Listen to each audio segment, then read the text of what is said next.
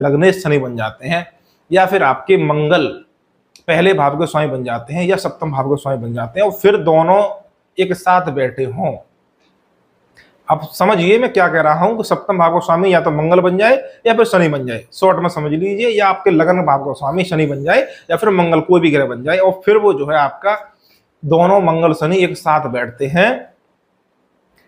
और अंशों में डिग्री या उनके अंश समान हो या दोनों में अंशों में जो अंतर है 5 डिग्री से कम का हो, तो फिर समझ लीजिए कि ये मामला गंभीर हो गया। इसी प्रकार से दोनों में एक दूसरे को राशि, एक दूसरे को दृष्टि दे रहे हो मंगल शनि, या एक दूसरे का नक्षत्र परिवर्तन कर रहे हो, या एक दूसरे का नवांश परिवर्तन कर रहे हो आपके मंगल शनि, तो मामला वहां गंभीर बन जाता है। और फिर वही स्थिति, वही जो अगर बंजर राशियों में ये स्थिति बन रही होगी तो मामला ज्यादा गंभीर है, विवाह में अत्यधिक देरी होगी, विवाह प्रतिबंधक योग बनेगा। और यदि इनके साथ राहु केतु का भी प्रभाव हो तो और गंभीर, और 6, 8, 12 भाव की भूमिका हो तो वो आप समझ सकते हैं गंभीर होता चला जाएगा मामला। इसके बाद आप शुक्र को ले लीजिए। शुक्र विवाह के नैसर्गिक कारक ग्रह हैं, यानी कि दाम्पत्य जीवन, विवाह, वैवाहिक सुख,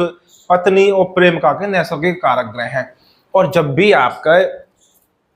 शुक्र का संबंध शनि से बनेगा, यानी अब समझ लीजिए वही कि या तो आपके शनि सप्तम भाव के स्वामी बन जाए, या आपके लगन के स्वामी आपके शनि बन जाए, अथवा शुक्र आपके लगन के स्वामी बन जाए और साथ में, या फिर शुक्र आपके सप्तम भाव के स्वामी बन जाते हैं, और फिर दोनों में जो है आपका शुक्र का और शनि का संबंध होता है, या तो एक साथ बैठे हों शुक्र शनि और अंशों में डिग्री अंश जो है उनके बराबर हो, या अंशों में अंतर 5 अंश से कम का हो, या फिर एक दूसरे को देख रहे हो तब, या फिर आपका नक्षत्र परिवर्तन हो या नवांश परिवर्तन हो रहा हो, तो ये गंभीर मामला बन जाएगा, विवाह में प्रतिबंधक योग बनेगा। और यदि आपके शुक्र शनि का जो संबंध बनता है वो बंजर राशियों में बन रहा हो, या फिर बंजर राशियां भी हो और 6, 8, 12 भाव में भी यही संबंध बन रहा हो, यानी किसी भी बंजर राशि में बैठ के बंजर राशि 6, 8, 12 भाव में हो, तो वो वहां पे मामला ज्यादा खराब हो जाएगा, वो अशुभ हो जाएगा विवाह के लिए। ये आपका शुक्र और शनि का संबंध आपको बता दिया। उसके बाद बंजर राशि की मैं आपको भूमिका साथ साथ बताता चला जा रहा हूं कि अभी मैंने शुक्र को लिया है,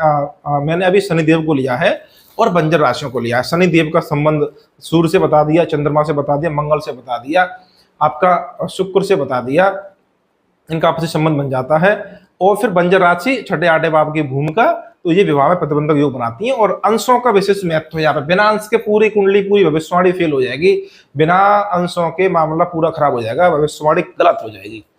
जब तक कि शनि का संबंध इन ग्रहों से सप्तम भाव के स्वामियों से डिग्री में समान ना हो या डिग्री में अंतर मात्र